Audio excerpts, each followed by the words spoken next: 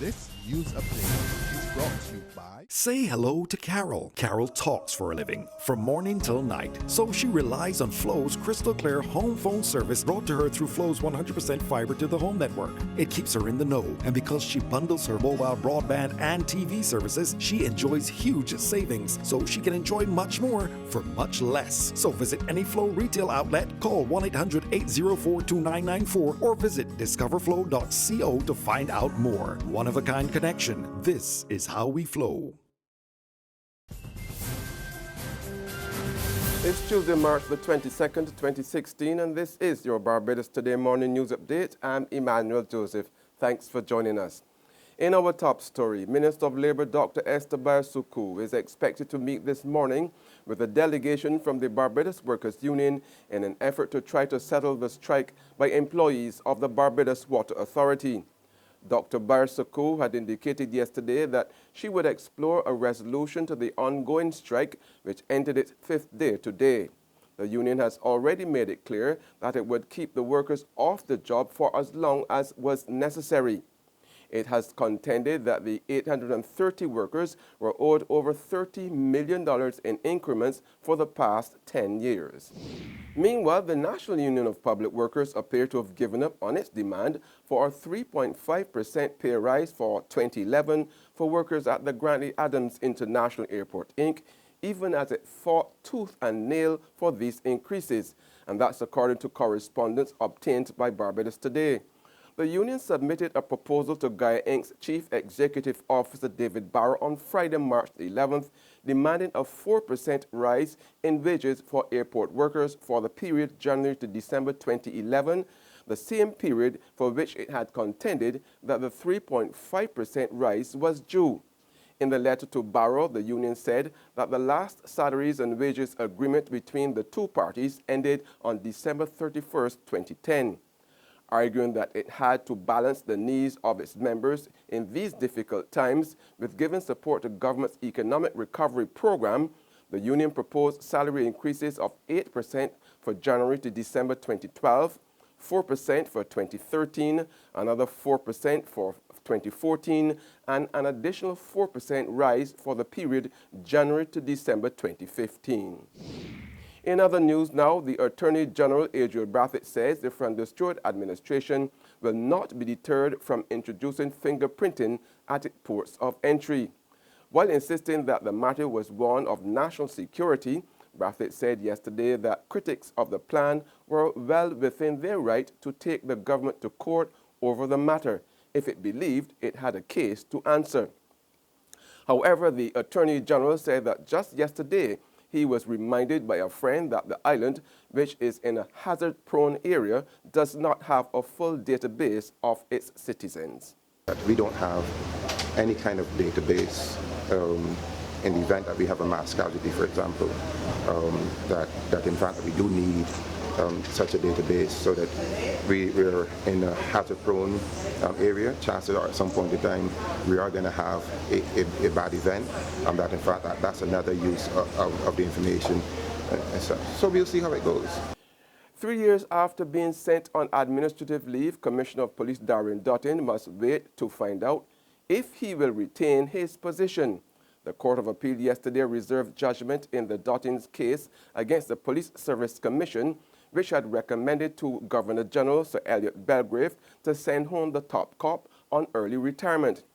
Dutton was sent on leave effective June 17, 2013, in the public interest, but his lawyers, led by Queen's Counsel Elliot Motley, in partnership with Queen's Counsel Leslie Haynes, want the Court of Appeal to order a mandatory injunction that Dutton remain in his office as Commissioner of Police pending hearing of his substantive case.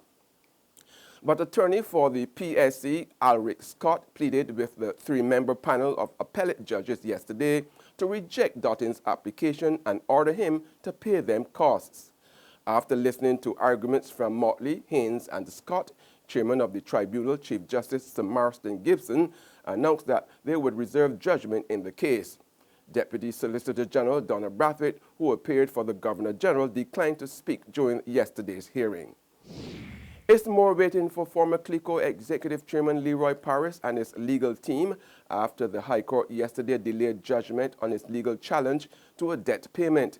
Paris and his lawyers, Vernon Smith QC and Hal Gollop QC, have been asking the court to reverse an earlier ruling which ordered the insurance executive to refund CLICO $3.3 million. The CLICO judicial manager, Deloitte, which filed the challenge against Paris, has alleged that the former insurance executive obtained the money from the company he once led in breach of trust and fiduciary duty. All the parties to the hearing appeared in court yesterday afternoon for close to 4 hours, arguing their respective cases.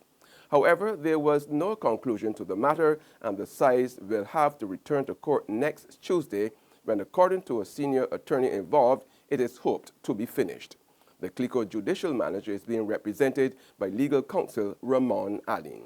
In sports now, Martina Navratilova says she would not be surprised if female players boycotted Indian Wells as a result of the row ignited by the tournament's chief executive.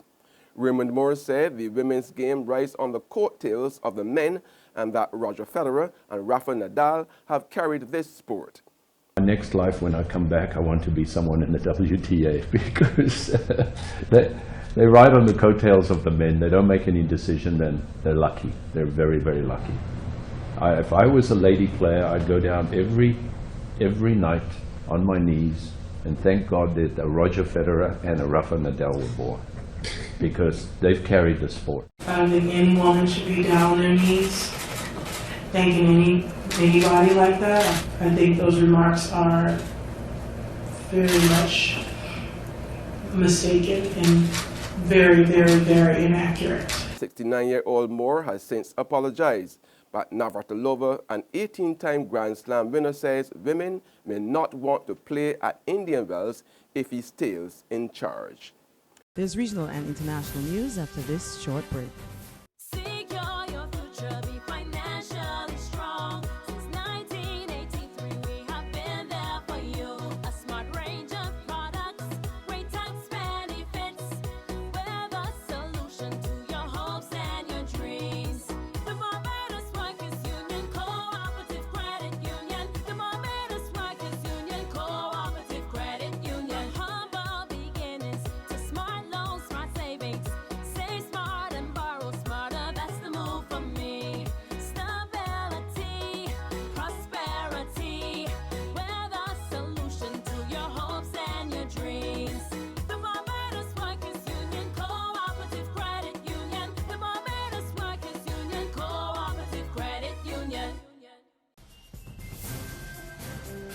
Turning now to news from the region, Cuban President Raul Castro and U.S. President Barack Obama have been sparring over human rights issues, including the American prison at Guantanamo Bay and Cuba's political prisoners.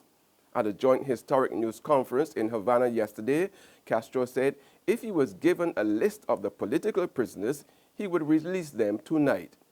Did you ask if we had political prisoners? Did you ask if we had political prisoners? I wanted to know if you have Cuban political prisoners and why you don't release them. Well, give me a list of the political prisoners and I will release them immediately. Just mention a list. What political prisoners? Give me a name or names. Or when after this meeting is over, you can give me a list of political prisoners. And if we have those political prisoners, they will really be released before tonight ends. The White House has said it has given Cuba lists of dissidents in the past. U.S. officials said Castro does not view the prisoners as dissidents. That a disagreement is central to the conflict between U.S. and Cuban officials. Our starting point is that we have two different systems of government, two different economies, and we have decades of profound differences, both bilaterally and internationally. What I have said to President Castro is that we are moving forward and not looking backwards, that we don't view Cuba as a threat to the United States. I hope that my visit here indicates the degree to which we're setting a new chapter in Cuban-American relations. But as is true with countries around the world where we have normalized relations, we will continue to stand up for basic principles that we believe in. America believes in democracy. We believe that freedom of speech and freedom of assembly and freedom of religion are not just American values, but are universal values. On the international scene, for the second time in 3 days, the first U.S. military fire base in Iraq has come under fire from ISIS. The base, known as Fire Base Bell, came under small arms fire from a group of about 10 ISIS fighters who also attacked a nearby U.S.-Iraqi installation at Makmur in northern Iraq. No U.S. personnel were wounded, and at least 2 ISIS fighters were killed. The coalition spokesman, Army Colonel Steve Warren, said he didn't have an exact distance of how close the gunmen came to the U.S. security perimeter, saying only he assumed it was a couple of 100 meters. Warren said the remaining attackers ran away in fear. And that's news and sport. However, you can join us again this afternoon for more. Until then, remember to log on to www.barbadostoday.bb, subscribe to our e-paper email updates, or like us on Facebook. You can also catch us on Izumi Media in bus terminals or screenplay at supermarkets and gas stations near you. Also tune into channel 99 on Flow TV and Mix 96.9 FM to get all the latest news and sports. I'm Emmanuel Joseph. Have a fantastic day.